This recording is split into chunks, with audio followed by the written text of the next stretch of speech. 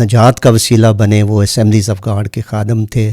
خداوند میرے ساتھ ہی کلام کر رہا ہے، اور سارا وہ کلام جو تھا وہ میرے اندر جا رہا تھا، قائل کیا کہ مجھے وقت آ گیا کہ میں پوری طور پر اپنا آپ خداوند کو دے دوں۔ مجھے پتہ نہیں چلا کہ مجھے کیا ہوا، کس طور سے خدا کا پاک روح میرے اوپر نازل ہوا، تو میں تو بری طرح سے رو کے تو میں نے اپنے گناہوں کا اقرار کیا۔ نہایت خوش نصیب ہے اگر خدا کی طرف سے کوئی لائف پارٹنر اس کی زندگی میں آ جاتا ہے۔ خدا کے گھر میں بھی ہر کام ڈیسنٹ طریقے سے ہونا چاہیے، کرینے سے ہونا چاہیے، ترتیب سے ہونا چاہیے۔ بلکہ میں نے دیکھا بھی ہے کہ کئی جگہ تو چرچ کا انتظام درست نہ ہونے کی وجہ سے چرچز میں پھوٹ پڑی ہے کہ آپ خداوند پر انحصار کریں، آپ بشر پر انحصار نہ کریں۔ خداوند یسوع مسیح نے کہا تھا کہ تم آدمیوں سے عزت چاہتے ہو، میں آدمیوں سے عزت نہیں چاہتا۔ خدا کا روح آپ کے اندر ہے، وہی آپ کو سب کچھ سکھاتا ہے، تو آپ کو سیمنریوں، بائبل اسکولوں وغیرہ کی ضرورت نہیں ہے۔ کبھی نہیں بھولنا چاہیے کہ ساری کامیابی کا سہرا جو ہے وہ خداوند کے ساتھ ہے، لیکن جو حقیقی عاجزی ہوتی ہے وہ آپ کے انر بینگ میں ہوتی ہے، آپ کے باطن میں ہوتی ہے۔ بڑھا چڑھا کر میں تو اس کو فالس انکریجمنٹ کہتا ہوں۔ میں تو آپ کو بہت کچھ بتا سکتا ہوں جہاں پہ خادموں نے لوگوں کی زندگیاں برباد کی ہیں۔ Podcast series journey of life میں خوش آمدید۔ مسیح یسوع کے قادر اور جلالی نام میں آپ سب کی سلامتی چاہتے ہیں۔ میرے آج کے مہمان ہیں assemblies of God Bible school کے پرنسپل اور اسمبلیز آف گاڈ چرچ ان کراچی کے موسٹ سینئر پاسٹر ضیاء پال صاحب۔ آج ہم ان سے بات کریں گے ان کے ذاتی تجربات کے متعلق، ان کو زندگی میں کون کون سے چیلنجز فیس کرنے پڑے، اور ہم سیکھیں گے کہ اب تک کے سفر میں انہوں نے کیا کیا سیکھا۔ تو سر، ہم اپنے podcast series journey of life میں آپ کو خوش آمدید کہتے ہیں۔ بہت شکریہ، میرے لیے بڑا یہ اعزاز ہے کہ آپ نے مجھے اس لائق سمجھا کہ میں کوئی اپنی لائف کا جرنی بتا سکوں، شیئر کر سکوں۔ تو میں ویسے بھی آپ سب کو مل کے میں بہت خوش ہوں، شکر گزار ہوں خداوند کا۔ سر، یہ ہماری خوش نصیبی ہے۔ تو شروع کریں گے آپ کے ساتھ کچھ ذاتی سوالات سے۔ تو یہ بتائیے کہ خدمت کا آغاز کب ہوا، کیسے ہوا؟ خدمت کا آغاز تو جب میں نے نجات پائی ہے 1977 میں، تو اس وقت سے ہی میں نے شروع کیا تھا، لیکن میں نے شروع کیا تھا گواہی سے۔ تو کالج لائف میں لڑکوں کو جمع کرنا، ان کو بتانا کہ میری لائف اس طرح سے چینج ہوئی ہے، اگر آپ چاہیں تو آپ بھی خدا ان کو اپنا آپ دیں اور آپ کی زندگی بھی بدل سکتی ہے۔ تو پھر لڑکوں کا گروپ بنا کر چھوٹے کالج کے ارد گرد دیہاتوں میں جانا، وہاں پر بشارتی میٹنگز کروانی اور وہاں گواہی دینا۔ تو یہ تو کہہ لیں کہ 77 سے ہی شروع تھا، لیکن جو میری فل ٹائم خدمت کا آغاز ہے وہ جنوری 1973 سے کراچی سے ہوا ہے، کیونکہ میرا گھر لاہور میں تھا، مجھے لاہور میں بزرگوں نے بھیجا تھا کراچی خدمت کے لیے۔ تو پھر وہاں سے یہ آغاز ہوا ہے، غالباً یہ جنوری کا فرسٹ یا سیکنڈ ویک ہوگا۔ سر، آپ کا تعلق کس ڈینومینیشن سے ہے؟ میرے جو پرورش ہوئی ہے وہ تو یو پی چرچ میں ہوئی ہے، لیکن جو میری نجات کا وسیلہ بنے وہ اسمبلیز آف گاڈ کے خادم تھے، لاہور سے تھے۔ بلکہ ایک صاحب جو تھے وہ بڑے باعث برکت مبشر تھے، اور وہ شاہ جمال لاہور سے تھے۔ تو وہ ہمارے علاقے میں عبادات کروا رہے تھے، تو میں نے ان کی عبادت میں جب خداوند کا کلام سنا، مجھے ایسے لگا کہ خداوند میرے ساتھ ہی کلام کر رہا ہے، اور سارا وہ کلام جو تھا وہ میرے اندر جا رہا تھا، اور میں پہلے تو متلاشی تھا، خداوند کو جاننا چاہتا ہی تھا، لیکن یہ وہ لمحہ تھا جب کہ خداوند نے مجھے قائل کیا کہ مجھے وقت آ گیا کہ میں پوری طور پر اپنا آپ خداوند کو دے دوں۔ تو پھر جب میں نے شام کی میٹنگ ہوئی، ساری رات میں سوچتا رہا، اس پہ کلام پہ سوچتا رہا۔ پھر میرے ذہن میں یہ بات آئی کہ میں صبح جاؤں گا، صبح خادم کے پاس ٹائم ہوتا ہے، وہ دعا میں ٹھہرتے ہیں، شام کو بشارتی میٹنگز ہوتی ہیں، تو میں ان کے پاس جا کر تو میں بتاؤں گا کہ میں رات آپ کے وسیلے سے خدا کا کلام سن کر مجھے بڑی برکت ملی ہے، وہ میرے لیے تھا، مجھے بتائے میں بھی خداوند کو اپنا آپ دینا چاہتا ہوں، تو میں کیا کیا طریقہ کار ہے۔ تو پھر انہوں نے مجھے گائیڈ کیا اور کہنے لگے کہ آپ اپنے لیے دعا کریں، اپنی زندگی خداوند کے ہاتھوں میں دیں۔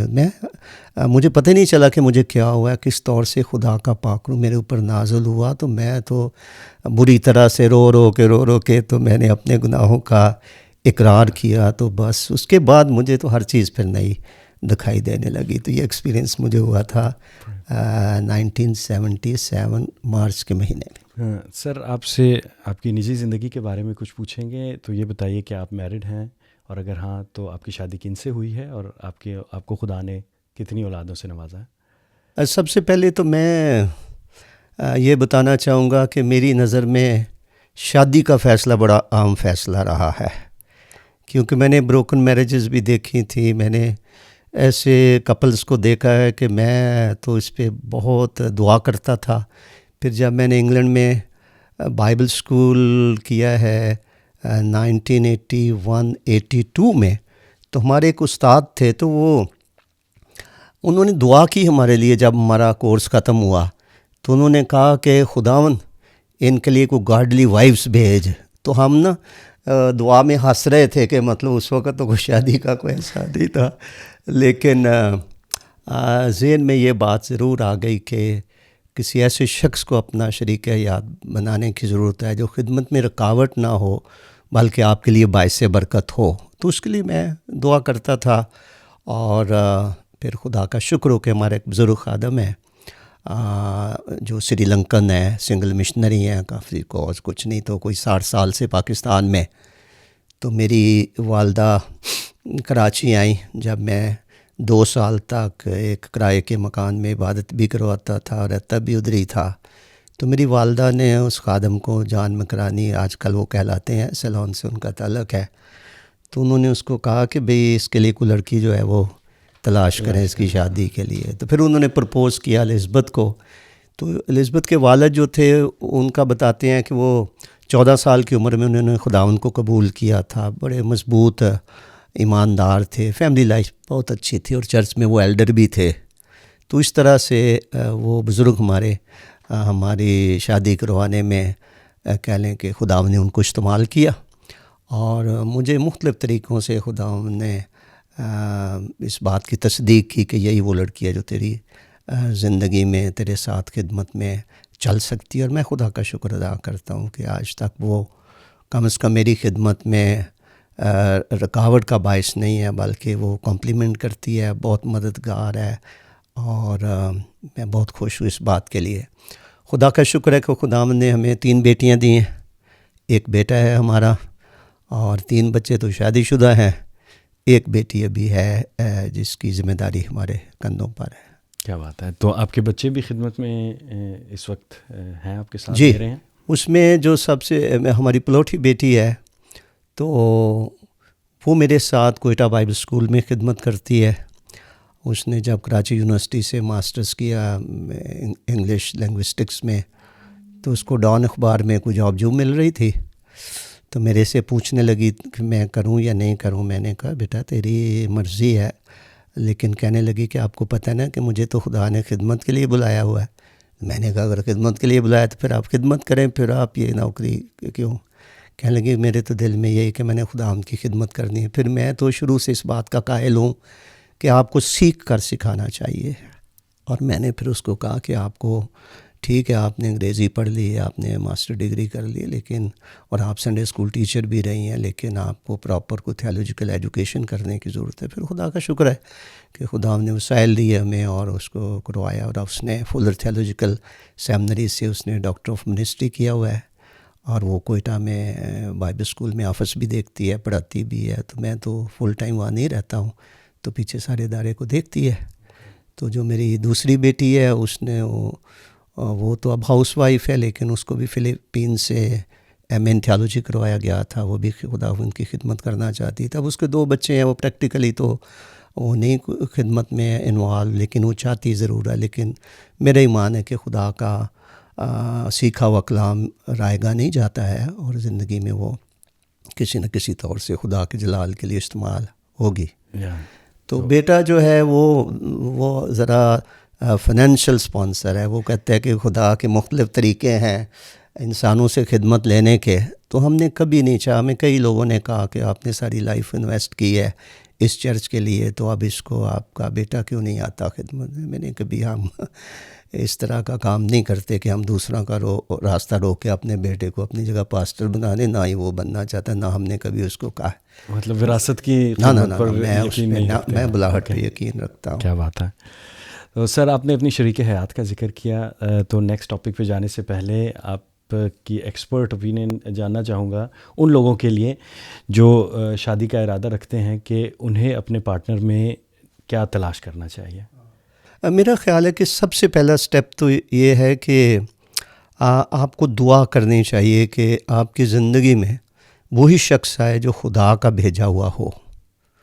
اور اگر یہ تقاضا پورا ہو جاتا ہے تو میں سمجھتا ہوں کہ کوئی بھی شخص نہایت خوش نصیب ہے اگر خدا کی طرف سے کوئی لائف پارٹنر اس کی زندگی میں آ جاتا ہے.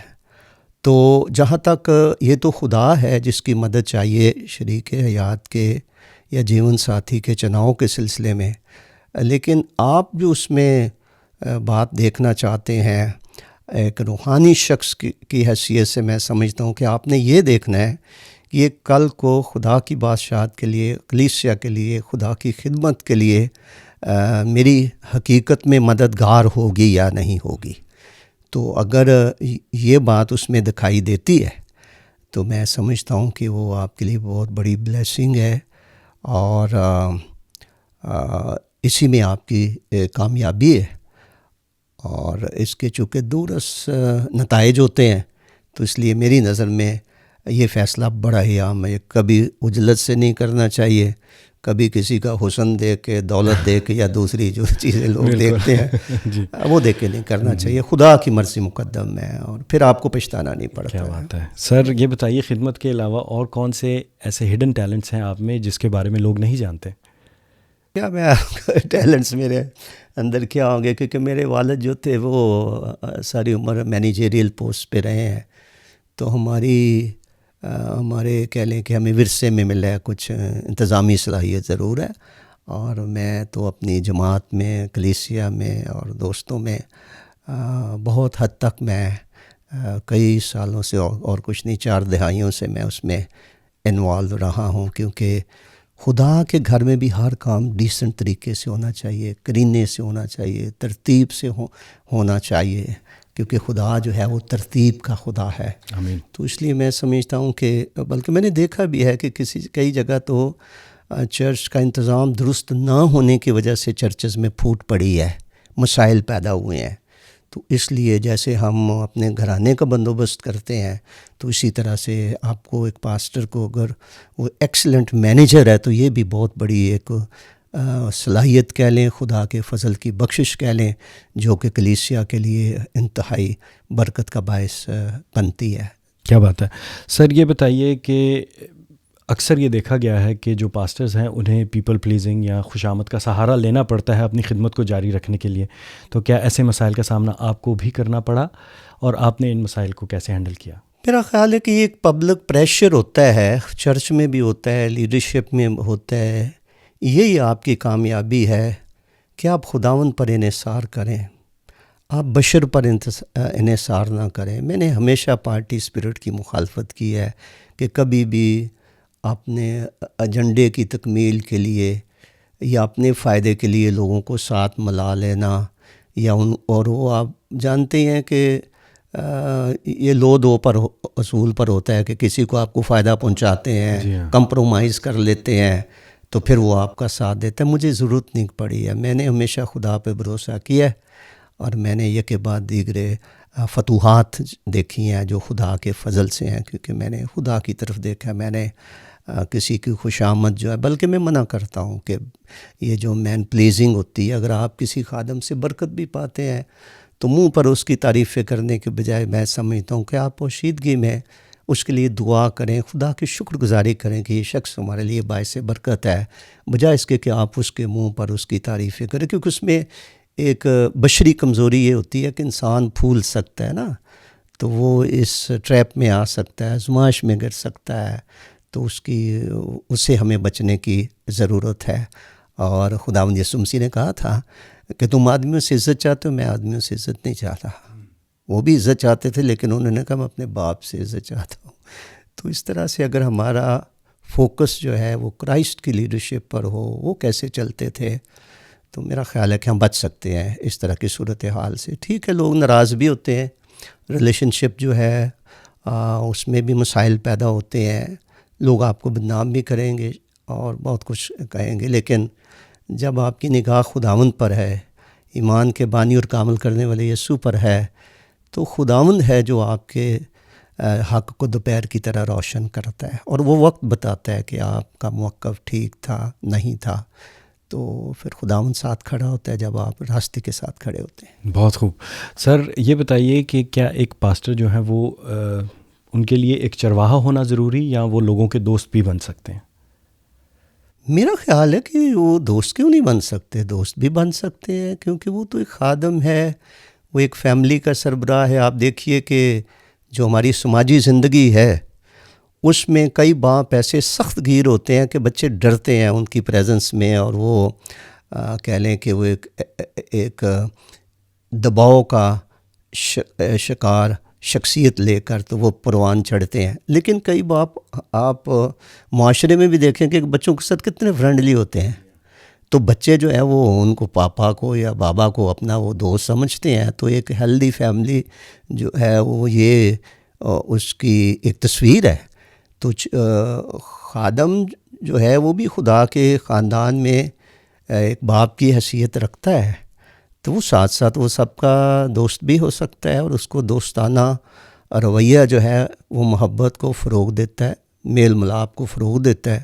تو وہ ہو سکتا ہے. یہ نہیں ہے کہ وہ کوئی ایسی ہستی ہے کہ اس کے قریب نہیں کو آ سکتا، اس سے کوئی بات نہیں کر سکتا. تو یہ نہیں ہونا چاہیے. اور یہ آپ اس سے بڑی مثال میں آپ کو کیا دوں کہ خداوند یسوع نے کہا کہ میں نے تمہیں نوکر نہیں، اب میں نے تمہیں دوست کہا ہے. تو اگر وہ ہو سکتے ہیں تو ہم جو کہہ لیں کہ بشری کمزوریوں میں کمزور انسان ہیں، کامل نہیں ہیں، ہم کیوں نہیں ہو سکتے ہیں؟ بالکل، بہت اچھے سے آپ نے اس کو ایکسپلین کیا. سر یہ بتائیے کہ اگر کل آپ کا عہدہ، آپ کا چرچ، آپ کی کلیسیا آپ سے لے لیے جائیں تو کیا اس کے باوجود بھی آپ اپنے آپ کو ایک کامیاب انسان سمجھیں گے؟ میرا خیال ہے کہ جہاں تک ایک اہم سوال آپ نے کیا، عہدہ لے لینا جو ہے وہ کلیسیا کا وہ ایک فرق بات ہے.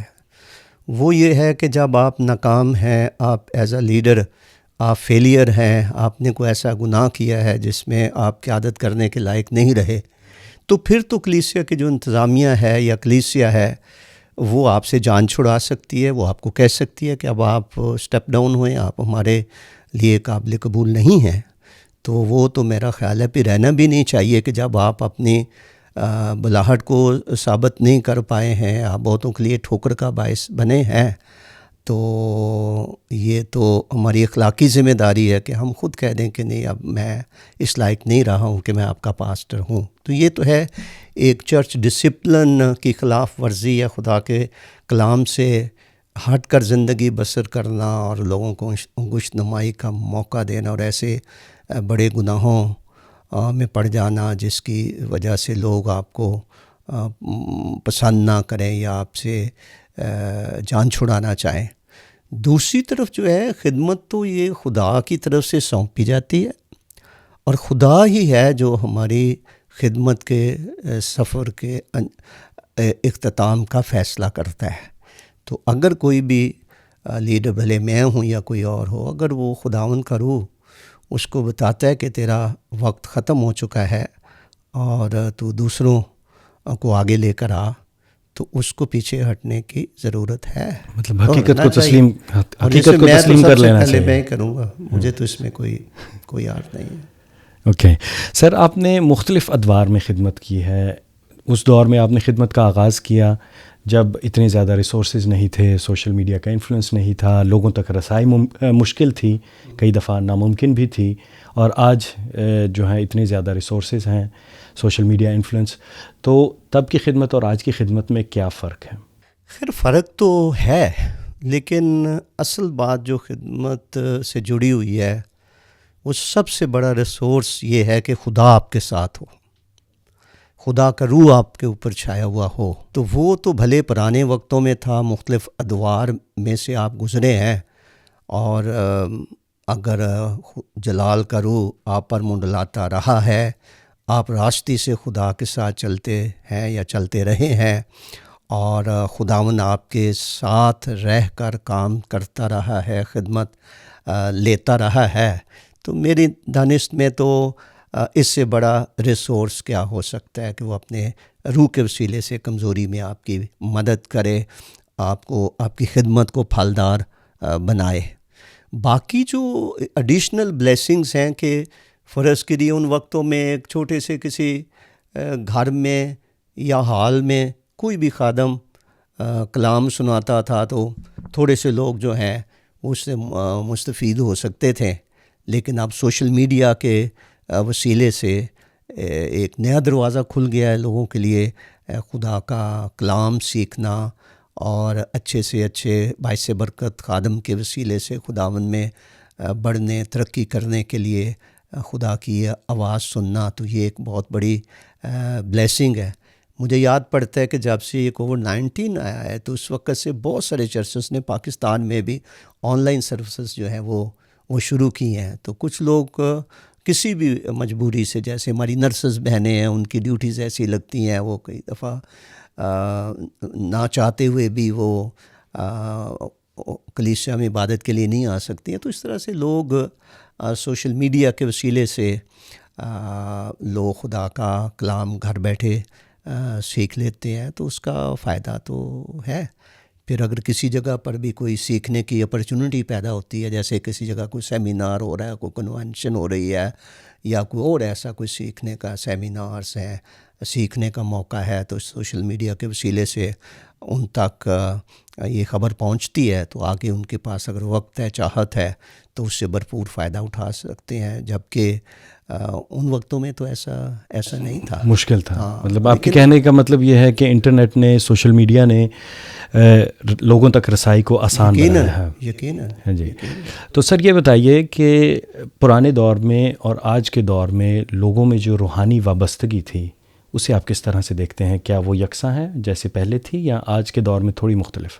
میرا تو خیال ہے کہ جو ماڈرنٹی ہے، جدت پسندی ہے، کیونکہ دنیا کی صورت بدلتی جاتی ہے، تو جو پرانی ویلیوز تھیں یا روحانیت کا جو پیمانہ تھا، مجھے لگتا ہے کہ آج کے جدید دور میں وہ بدل رہا ہے۔ میں نے بزرگوں کی لائف دیکھی بھی ہے، میں نے کئی کی پڑھی بھی ہے، تو دعا پہ ان کا بہت زور تھا، کوئی محبت، بڑے چھوٹے کا احترام نظر آتا تھا،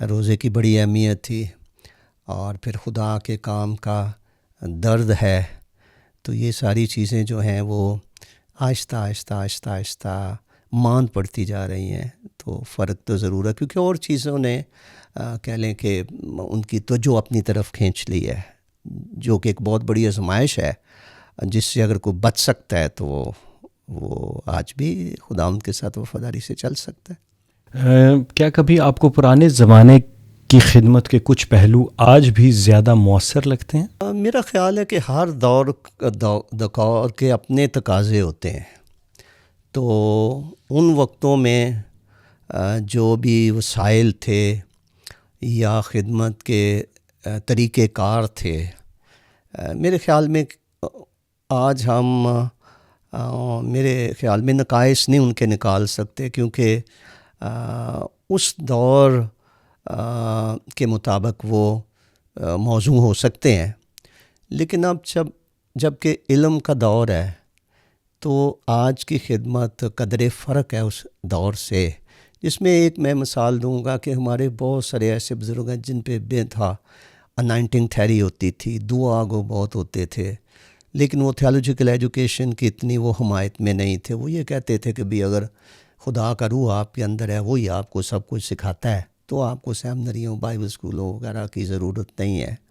لیکن آج آپ دیکھتے ہیں کہ چرچز میں بھی میں نے دیکھا ہے کہ ہم سے لائق بچے ہیں، ہمارے انگلش میڈیم اسکولوں کے پڑھے ہوئے ہیں، ان کے پاس زیادہ نالج ہے ہم سے، تو اب ہمارے جو آڈینس ہیں وہ بدل گئے ہیں نا، تو اس کے لیے آج کے دور کے خادم کو وہ پرانے طریقوں سے ہٹ کر جدید دور کے تقاضوں کے مطابق اپنی خدمت کو اور میتھڈولوجی کو ڈھالنے کی ضرورت ہے تاکہ جو ہماری جو زی جنریشن ہے تو ان تک بھی ہم پہنچ سکیں. لیکن اس کے ساتھ ساتھ میں ایک اور بات کا اضافہ کروں گا, without compromising the truth, without compromising the word of God. یہ نہیں کہ آپ نت نئے ایسے طریقے نکال لیں نوجوانوں کو اٹریکٹ کرنے کے یا جدید طریقے آپ اختیار کر لیں تو جس سے کسی نہ کسی طور سے آپ خدا کے کلام سے ہٹ جائیں, آپ کی بنیاد جو ہے وہ اس سے آپ ہٹ جائیں, کیونکہ لکھا ہے کہ خدا کی جو مضبوط بنیاد ہے وہ قائم رہتی ہے. تو ایک طرف تو ہمیں خدا کے کلام سے وفادار رہنے کی ضرورت ہے, اور اس کے ساتھ ساتھ چونکہ خدا نے انسان کو دانائی دے رکھی ہے, حکمت دے رکھی ہے, اور میرا خیال ہے کسی حد تک خادم کے اندر ایک تخلیقی صلاحیت ہونی چاہیے کہ وہ سوچ و بچار کرے کہ آج کے دور کے مطابق میں کس طرح سے بہتر طریقے سے خداوند کی آواز, اس کی مرضی, اس کی تعلیمات اگلی جنریشن تک یا موجودہ دور کے جو لوگ ہیں ان تک منتقل کر سکتا ہوں. اور خدا کا شکر ہو کہ بہت سارے ہمارے بزرگ خادم ہیں جنہوں نے ایسے طریقے جو ہے وہ استعمال کیے ہیں. ایک وقت تھا کہ لوگ آڈیو کیسٹس کے وسیلے سے بھلے وہ ورشپ تھی یا سرمنس تھے وہ دوسروں تک پہنچاتے تھے, یہاں تک دوسرے ممالک تک پہنچاتے تھے خدا کی آواز پہنچ جائے. پھر ویڈیو کا دور آ گیا تو اس کے وسیلے سے آپ بہت کچھ آپ سیکھ سکتے تھے اپنی روحانی ترقی کے لیے اور خدمت میں بہتری لانے کے لیے.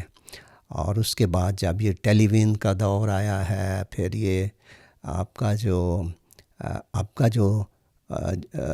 آج کا جو میڈیا ہے تو وہ اور بھی زیادہ کہہ لیں کہ اس میں ڈائیورسٹی ہے, بہت کچھ آپ کو بہت سارے ریسورسز سے آپ کو سیکھنے کو ملتا ہے اور مددگار ہے خدا کی بہتر طور پر خدمت کرنے کی. یعنی کہ آپ کے کہنے کا مطلب ہے کہ دور جدید کے جو طریقے ہیں, یعنی کہ تعلیم کو فروغ دے رہے ہیں, آپ پروموٹ کرتے ہیں کہ تعلیم لینا لازمی عمل ہے, بس یہ ہے کہ ہمیں اپنے اخلاقی جو ضابطے ہیں انہیں درست رکھنے کی ضرورت ہے.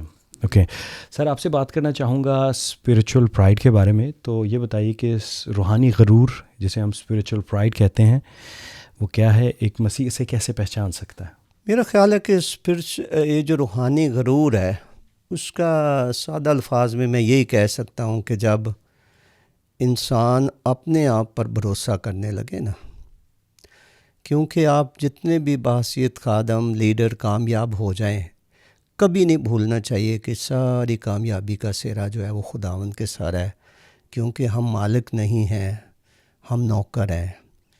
خداوند کی بھیڑیں ہم صرف چرانے کے لیے رکھے گئے ہیں, مالک وہ ہے. جب مجھے پتہ ہو کہ بھیڑیں جو ہیں وہ میں ان کا حاکم نہیں ہوں, اس لیے میں ڈکٹیٹر نہیں بنوں گا, مجھے یہ بھیڑیں سونپی گئی ہیں کہ میں ان کو چراؤں. بھیڑیں خداوند کی ہیں, اور خداوند کی اس لیے ہے کہ اس نے خون دے کے ان کو مول لیا ہوا ہے.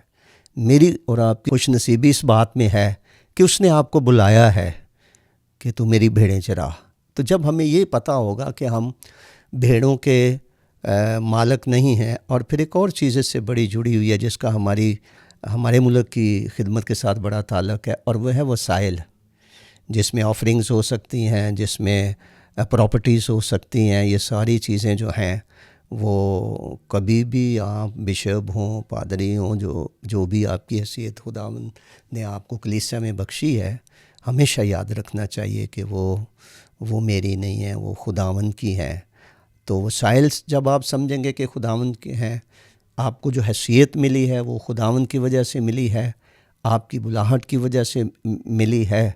اور جب آپ کو کلام یاد ہوگا کہ خدا مغروروں کا مقابلہ کرتا ہے مگر فروتنوں کو توفیق دیتا ہے, تو پھر آپ اس گناہ سے بچ سکتے ہیں. میری ایک فیورٹ آیت ہے فلپیوں کے خط میں, وہاں لکھا ہے ڈرتے اور کانپتے ہوئے اپنی نجات کا کام کیے جاؤ.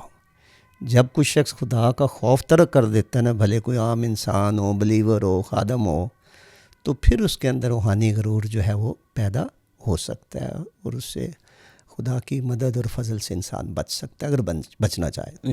سر بہت اچھے سے ایکسپلین کیا آپ نے روحانی غرور. اس کی جو ابتدائی علامات ہیں وہ کیا ہیں؟ ہم کیسے پہچان سکتے ہیں اسے؟ اس کی علامات تو پہچانی جا سکتی ہیں.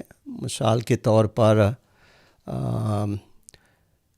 کسی لیڈر تک رسائی مشکل ہونا، یہ نا کہ آپ کی جو لوگوں کی ایکسیس ہے آپ تک ہونی چاہیے کہ وہ بلا جھجک جو ہے وہ آپ تک رسائی کر سکیں.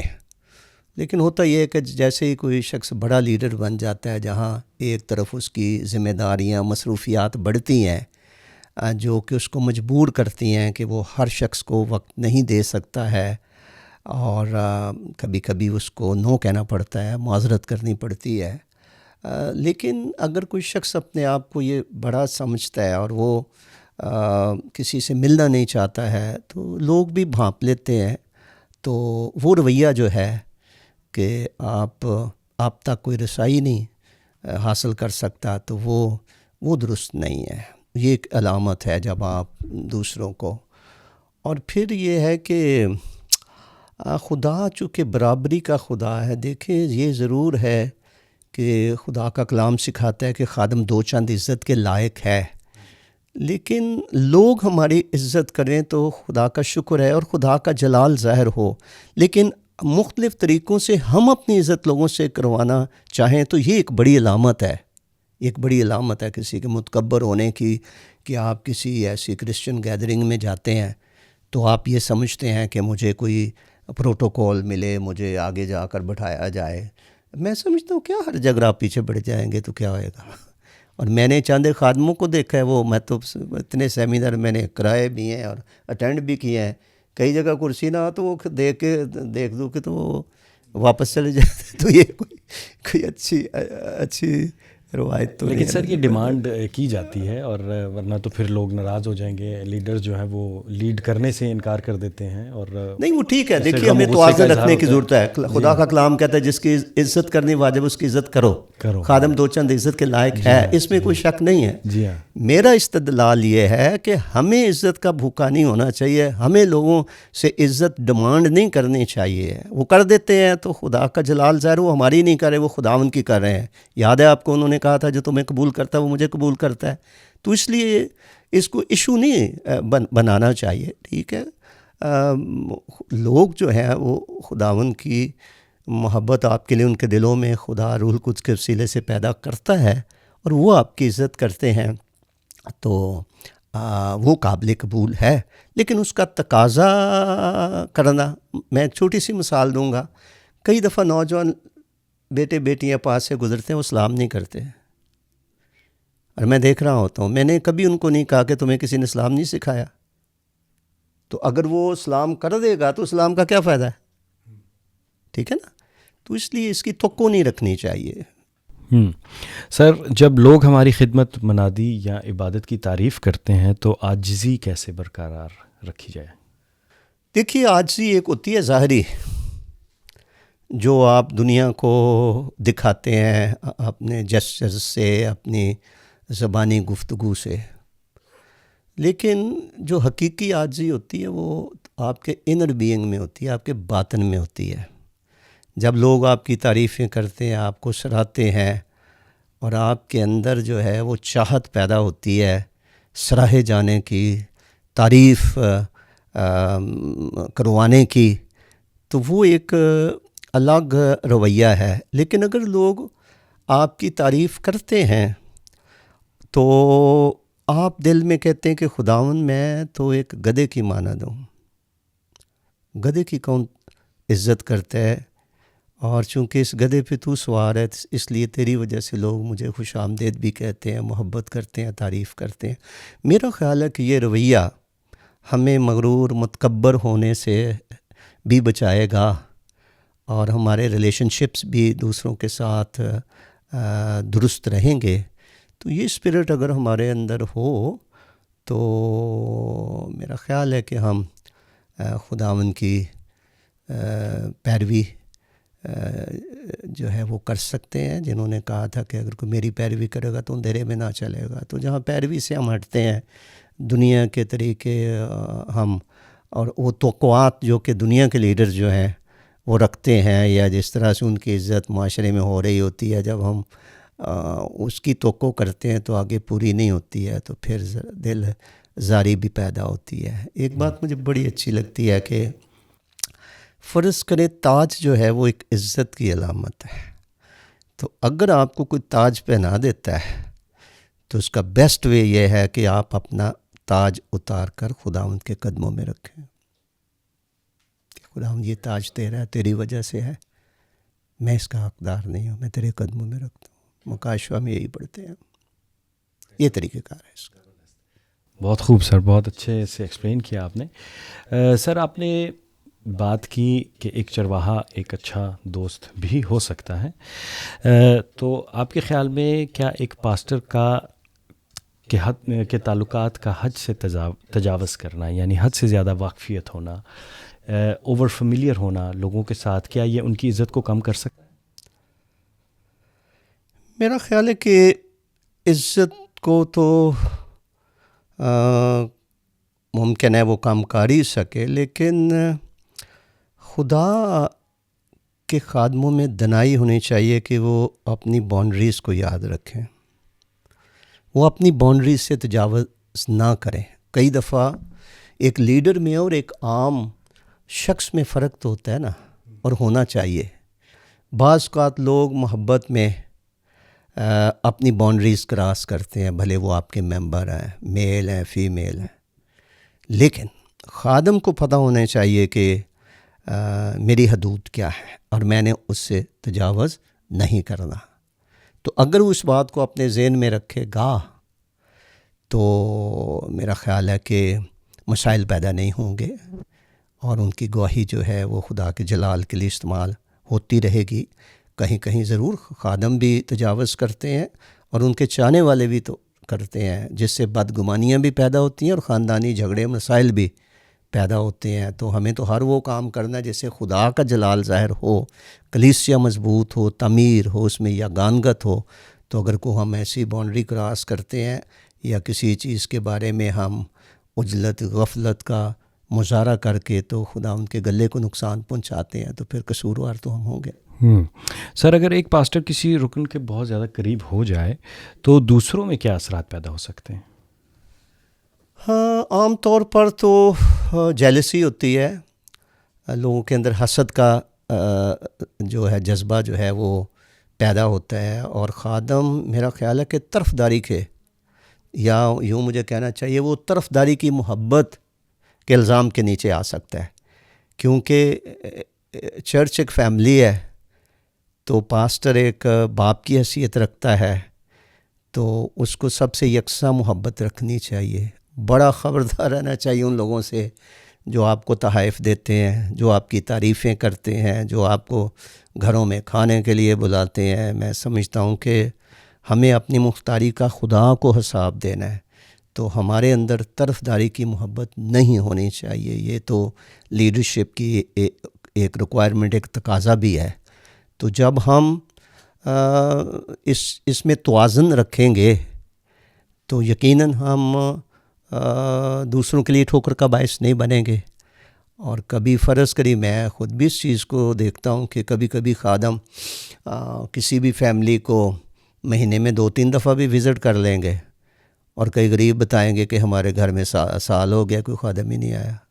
تو اس سے پھر پتہ چلتا ہے نا کہ آپ پسند کے لوگوں کے ساتھ آپ زیادہ وقت گزارنا چاہتے ہیں، آپ کو خوشی ملتی ہے، آپ کو عزت ملتی ہے، اور آپ وہ اپنے وسائل آپ پر نشاور کرتے ہیں۔ لیکن اس کو بہت اس بات سے خبردار ہونا چاہیے۔ بزرگ پولس نے بڑی پیاری بات کہی کرنتھس کی کلیسیا کو خط لکھتے ہوئے کہ ہم کسی بات میں کسی کو ٹھوکر کھانے کا کوئی موقع نہیں دیتے۔ تو یہ ٹھوکر کھانے کا موقع ہے اگر دوسرے دیکھ لیں کہ مطلب یہ ان کا جھکاؤ ان کی طرف ہے۔ اور اگر کسی وجہ سے کچھ لوگ ہیں کو تھوڑی محبت رکھتے ہیں ممبر، کچھ زیادہ محبت رکھتے ہیں، اور اگر وہ اس لائق بھی ہیں، تو پھر بھی ہمیں مطاعت ہونے کی ضرورت ہے کہ وہ اپنی محبت میں اور آپ جذبات میں آ کر ان کی کسی ایسی بات کے ساتھ جو ہے وہ اتفاق نہ کر جائیں یا کمپرومائز نہ کر جائیں جو کلام سے ہٹ کر ہو۔ کیوں؟ جب لوگ آپ کو پسند کرتے ہیں، پیار کرتے ہیں، دل و جان سے کرتے ہیں، تو جب آپ ان کو کسی بات میں انکار کریں گے کسی بات سے، تو وہ ٹھوکر بھی کھائیں گے، تو ناراض بھی ہوں گے. تو اگر ہم اس خیال سے کہ اگر میں نے یہ کہا تو پھر یہ ناراض ہو جائیں گے، تو پھر وہاں پر سوچنا یہ ہے کہ میں نے خدا کے کلام کے ساتھ وفادار رہنا ہے یا میں نے دوستی پالنی ہے. تو یعنی کہ ایک خادم کے لیے بہت لازمی ہے کہ وہ نہ کہنا بھی سیکھے. بالکل بالکل، بہت جگہیں ایسی ہیں، وہ تو میں کھول کے نہیں بتا سکتا، جہاں پر نہ کرنی پڑتی ہے اور کرنی چاہیے. اور یہ تو ایک لمبا سفر ہوتا ہے کہ ایک سٹیج آتی ہے جب انسان نہ کرنا سیکھتا ہے. یہ اسپرچول میچورٹی کا ایک نشان ہوتا ہے. سر یہ بتائیے، ایک پاسٹر اور مخالف جنس کے درمیان حدود کیوں اہم؟ یہ بھی بڑا ایک اہم نقطہ آپ نے اٹھایا ہے. یہ تو چونکہ جس معاشرے میں اس طرح کی آزمائش میں گرنے کے امکانات زیادہ ہیں، تو وہاں پر تو بہت ہی احتیاط کی ضرورت ہے. لیکن چونکہ انسان کا دل تو ایک جیسا ہی ہے، اور بشری کمزوریاں بھی ساری دنیا کے انسانوں میں، ہر ثقافت میں ایک جیسی ہی ہیں یا ملتی جلتی ہیں. لیکن اپنے آپ کو بے داغ رکھنا بہت مشکل کام ہے، لیکن خدا کے کلام کا تقاضا ہے. تو جب آپ بھانپ لیتے ہیں، کیونکہ خداوند کا روح ہے آپ کے اندر ہے، اس نے آپ کو اپنی حکمت دی ہوئی ہے، تبھی تو آپ لیڈر ہیں، تبھی تو لوگ پسند کرتے ہیں آپ کے پیچھے چلنا. تو پھر خدا کا روح جو ہے وہ آپ کو وارن کرتا ہے، آپ کو خبردار کرتا ہے. اور اگر آپ روح کی آواز کو سن لیتے تو آپ خطرہ بھانپ سکتے ہیں، اور آپ نعرہ کشی کر سکتے ہیں، آپ اپنے آپ کو بچا سکتے ہیں. فاصلہ تو یقیناً رکھنے کی لازمی عمل. بالکل. سر آپ نوجوان خادمین کو اس حوالے سے کیا تلقین کرنا چاہیں گے؟ میں سمجھتا ہوں کہ بھلے کوئی نوجوان ہو یا بزرگ ہو، خدا کی خدمت میں کردار بڑی اہمیت کا حامل ہے.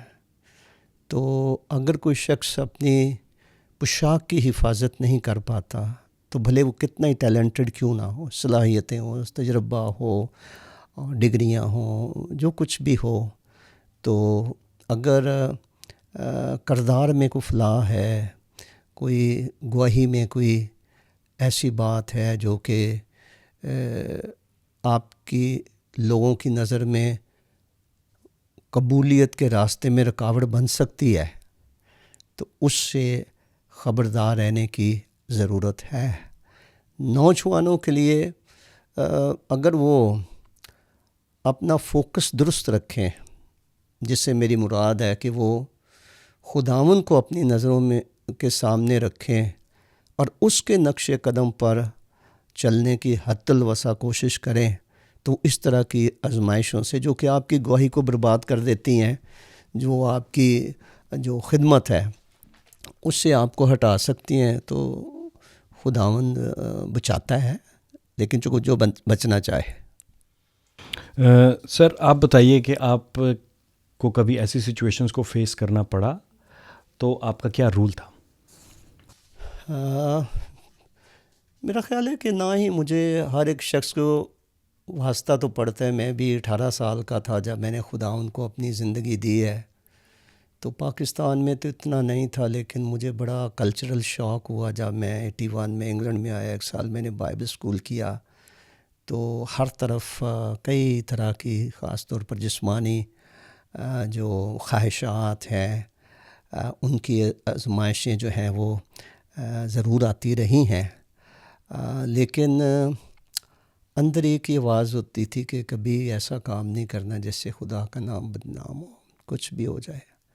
تو جب آپ کی نیت درست ہوتی ہے اور اس کے ساتھ ساتھ آپ اپنی بشری کمزوریوں یا جسمانی خواہشات پر غالب آنے کے لیے آپ خدا پر بھروسہ کرتے ہیں، اس سے مدد مانگتے ہیں، تو خداوند ضرور آپ کی مدد کرتا ہے. میرے ساتھ تو ساری زندگی ایسا ہوا ہے، جب بھی مجھے کسی ایسی آزمائش کا سامنا کرنا پڑا ہے جس میں گرنے کا امکان تھا، تو میں تو شروع سے خدا کے حضور ہی چلاتا رہا ہوں کہ خداوند انسان کتنا بھی اچھا بننے کی کوشش کرے اور اپنے آپ کو بچانے کی کوشش کرے، وہ خدا کی مدد کے بغیر وہ معیاری زندگی بسر نہیں کر سکتا جو کہ جس کا معیار خدا کے کلام کے مطابق ہمارے واسطے ٹھہرایا گیا ہے۔ اور مجھے تو یاد پڑتا ہے کہ ایک وقت تھا جب کسی کو بھی بپتسمہ دیا جاتا تھا تو بپتسمہ لینے والے کو خادم ایک آیت دیتے تھے۔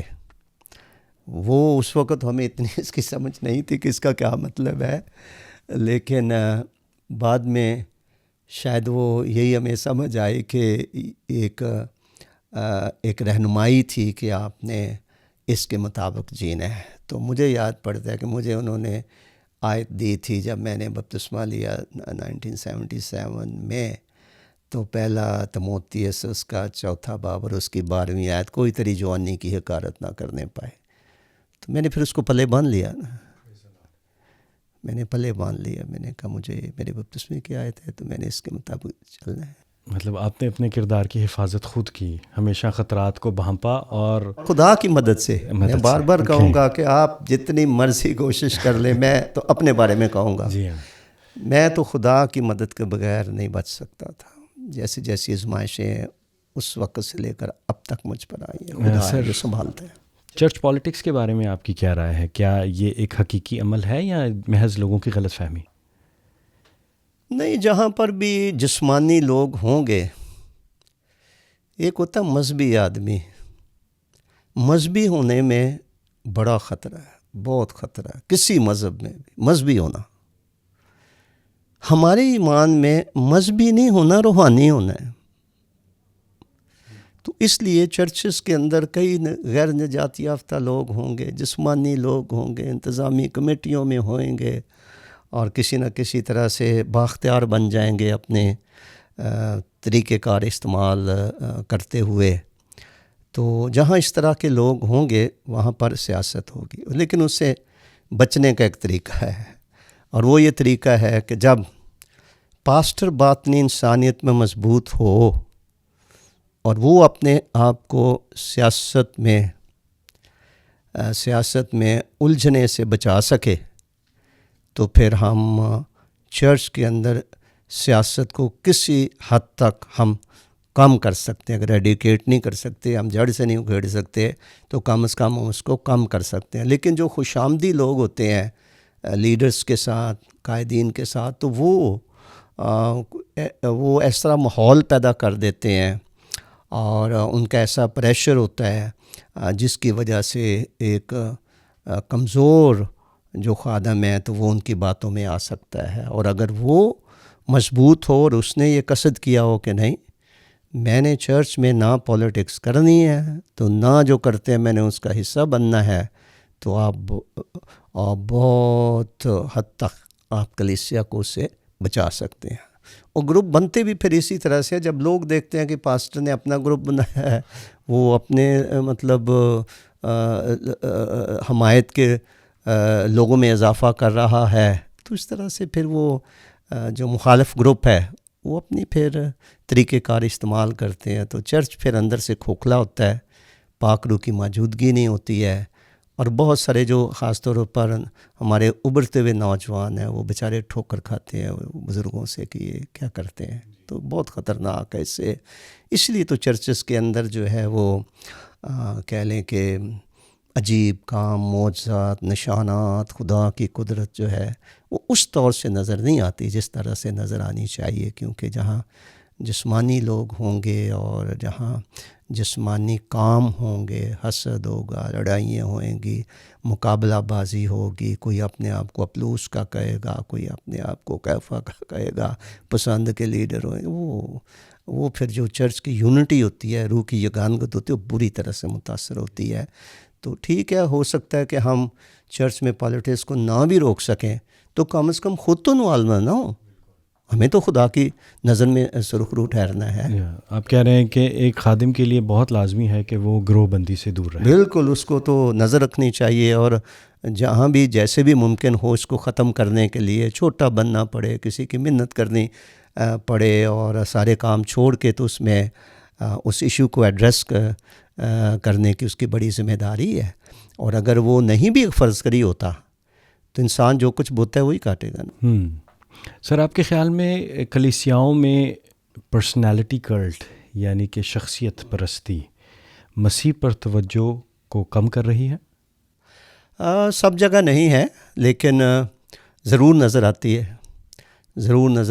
ہے اور اس میں مجھے لگتا ہے کہ ہمارے جیسے خادموں کا اس میں قصور ہے جو کہ اس چیز کو ڈسکرج نہیں کرتے ہیں، کیونکہ جلال تو خداوند کا ہے. اور اگر کوئی خادم یا لیڈر وہ لوگوں کو سکھاتا ہی نہیں ہے اور لوگ اس کو ایک طرح سے خدا بنا لیتے ہیں یا اس بات کو بھول جاتے ہیں کہ بزرگ پولس رسول کی زندگی اتنی گہری ہے، ان کی زندگی سے مسیح کے بعد سیکھنے والی اتنی باتیں ہیں، جن میں سے ایک بات یہ ہے، اس نے کہا کوئی مجھے اس سے زیادہ نہ سمجھے جیسا مجھے دیکھتا ہے.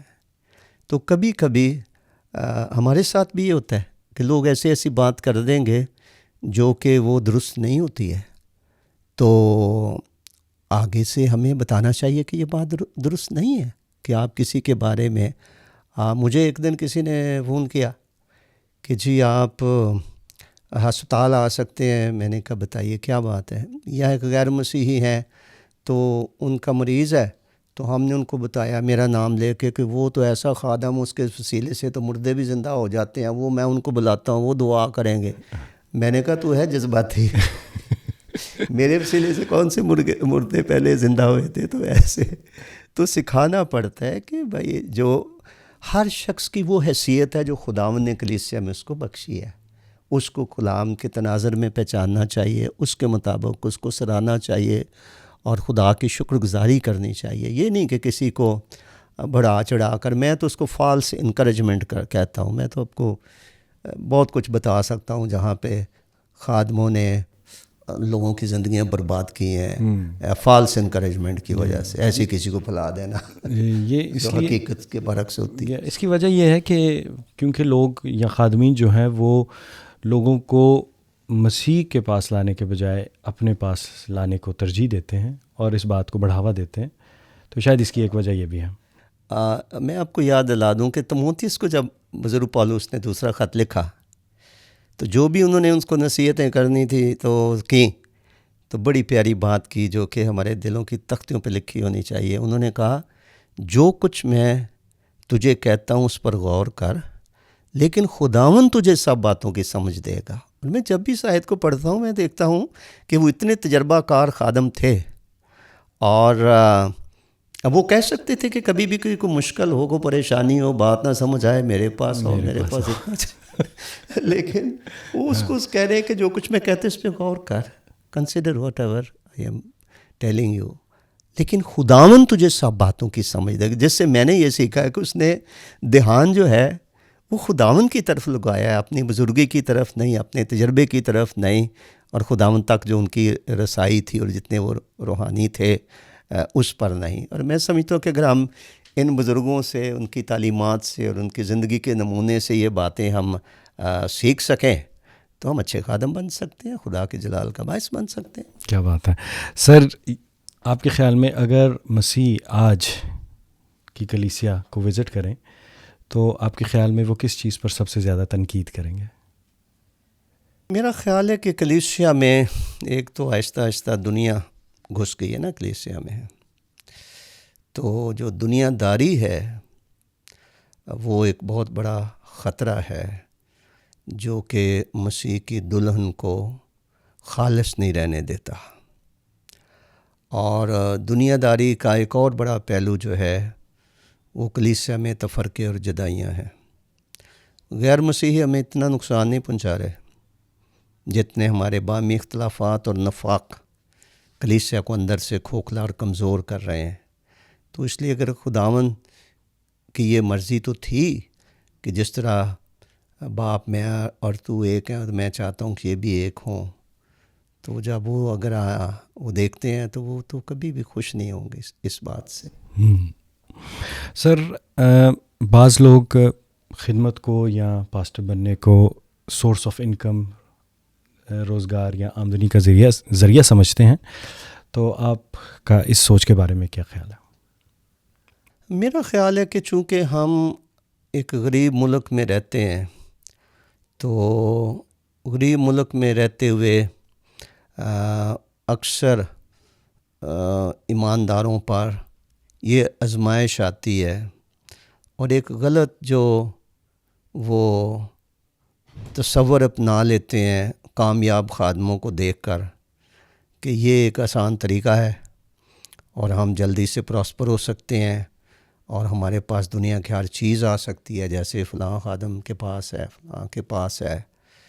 تو یہ ایک آزمائش ہے جو کہ ہماری جو اکنامک کنڈیشن ہے اس کے ساتھ جڑی ہوئی ہے، وسائل کی کمی ہے، اور پھر ایک آسان راستہ ہے، اور یہ چننے کی آزمائش میں لوگ پڑتے ہیں، اور اس کی وجہ سے ایک بہت بڑا طبقہ ہے، خدا جانتا اس بات کو، میری دانست میں وہ بغیر بلاہٹ کے خدا کی خدمت کر رہے ہیں، کیونکہ خدا جس کو بلاتا ہے اپنی قربت بھی دیتا ہے، وسائل بھی مہیا کرتا ہے، اور اگر خداوند نے ہمیں بلایا نہیں ہے تو کوئی شخص شوق سے خدا کی خدمت کرتا ہے تو وہ میرا نہیں خیال وہ کامیاب ہو سکتا ہے، یا اس کی زندگی سے لوگ برکت پا سکتے ہیں، یا وہ ایک پھلدار یا قائم رہنے والی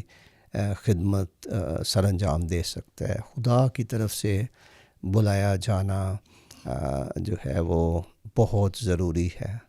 بہت سارے خادم دنیا میں آپ پڑھ لیں، ان کی لائف سٹوری پڑھ لیں، سرفرست بزرگ موسیٰ ہیں، تو جو اپنے آپ کو اس لائق ہی نہیں سمجھتے تھے کہ ہم اس مقام پہ آ سکتے ہیں یا ہم اس لائق ہیں، تو یہ بلاہٹ ہے جس کی وجہ سے انسان کامیاب ہوتا ہے۔ تو صرف شوق جو ہے وہ کافی نہیں ہے، ہاں شوق ہونا چاہیے، لکھا ہے کہ جو نگہبان کا عہدہ چاہتا ہے، اچھے کام کی خواہش کرتا ہے، وہ بھی برا نہیں ہے، لیکن اس کے اوپر جو ڈیوائن سگنیچر ہونا ہے وہ بہت ضروری ہے، جس کو ہم بلاہٹ کہتے ہیں، کہ خداوند اس کی چاہت پر اپنی مہر کرے، اس کی تصدیق کرے تو ٹھیک ہے، اس کو کرنا چاہیے۔ لیکن اگر میں ہوں یا کوئی بھی میرا ساتھی ہے، اگر ہم صرف اپنی ایک خواہش کی وجہ سے، پسند کی وجہ سے ہم اس طرح کا عہدہ چاہتے ہیں، مقام یا مرتبہ ہم چاہتے ہیں، تو وہ درست نہیں ہے، وہ کلیسیا کے لیے کبھی بھی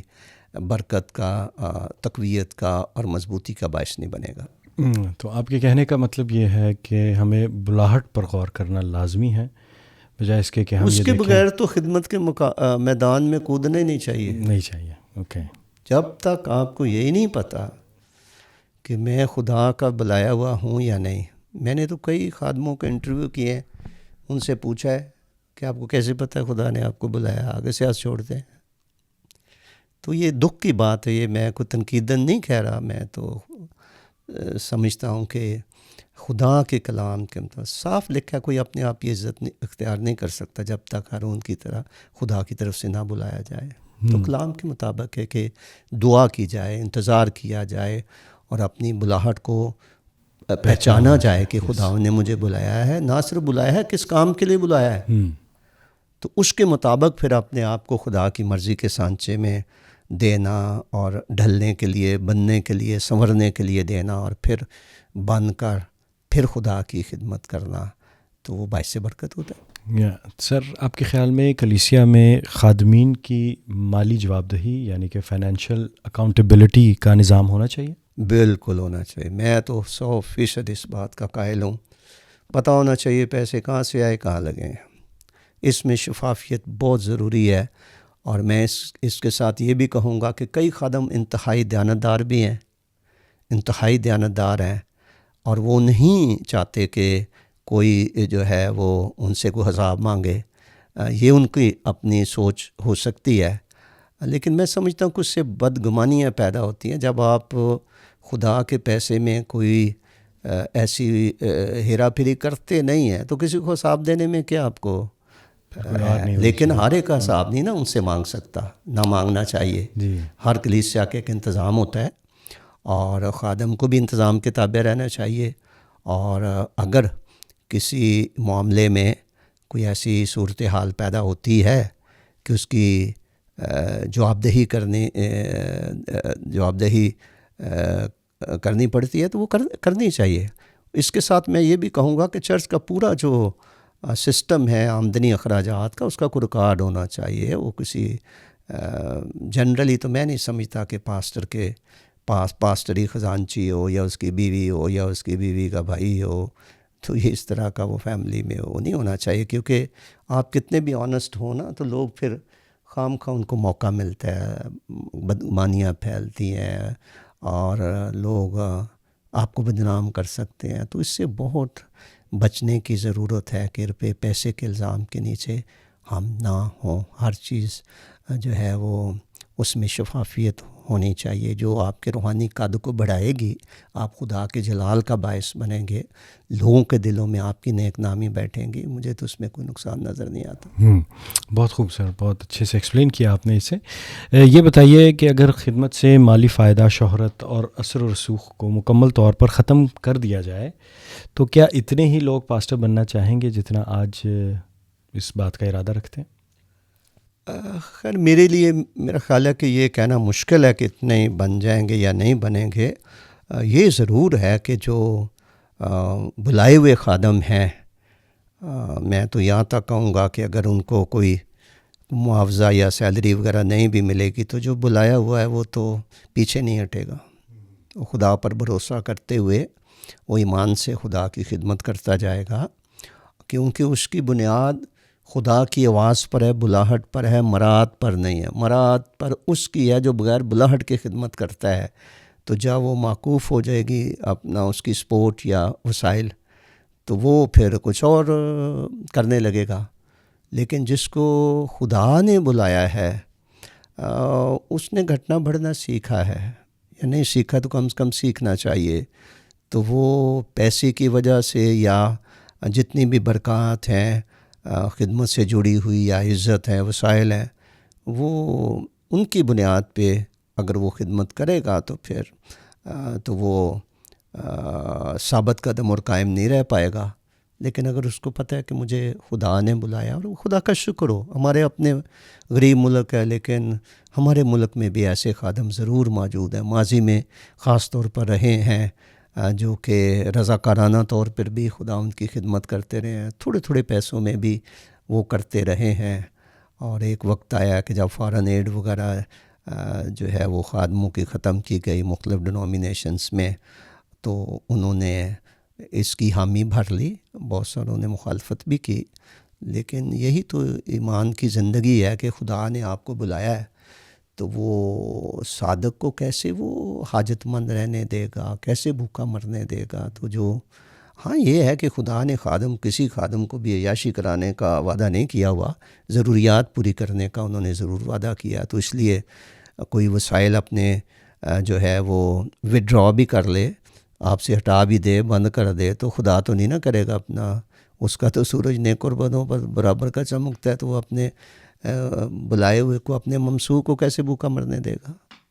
سر آپ کے خیال میں پاسٹرز کا سب سے بڑا پوشیدہ گناہ کون سا ہے جس پر بہت کم بات ہوتی ہے؟ ہاں میرا خیال ہے ایک تو جو جنسی معاملات ہیں وہ ہیں، لیکن ہمارے معاشرے میں، ہمارے ملک میں یہ بہت کم ہے، بہت کم ہے. اور اگر زیادہ ہوگا بھی تو وہ اتنے ہائی لائٹ نہیں ہوتے، سامنے نہیں آتے. لیکن میری ذاتی رائے یہ ہے کہ وہ اتنا زیادہ نہیں ہے. لیکن غریب ملک ہونے کی وجہ سے جو روپے پیسے کے معاملات ہیں اس میں ضرور ایک بشری کمزوری سامنے آتی ہے، اور اسی وجہ سے بہت ساری چیزیں چھپائی جاتی ہیں. کوئی اکاؤنٹیبل نہیں ہونا چاہتا، یا اس کو اپنی عزت کے خلاف سمجھا جاتا ہے کہ اگر کوئی اس پہ سوال اٹھائے تو یہ ایک ہے بات جو کہ ہمارے غریب ملک کے پاسبان ہوں یا عام لیڈرز ہوں تو ان میں یہ بات ہو سکتی ہے. سر اگر ایک پاسٹر اپنی نجی زندگی میں وہ شخص نہ ہو جو وہ پلپٹ پر نظر آتا ہے تو اس کے کیا نقصانات ہیں؟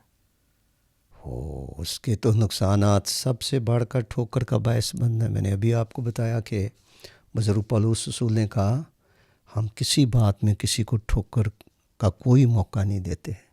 تو یہ تو اگر میرے اور آپ کے میرے ساتھیوں کے قول اور فعل میں تضاد ہوگا، یا میں معذرت کے ساتھ ایک ٹرم استعمال کروں گا، روحانی بہروپیے، اور ہمارے گھر میں ہماری جو شکل و صورت ہے، رویے ہیں، وہ فرق ہوں، پلپٹ پر فرق ہوں، تو کتنی دیر تک ہم چھپا لیں گے؟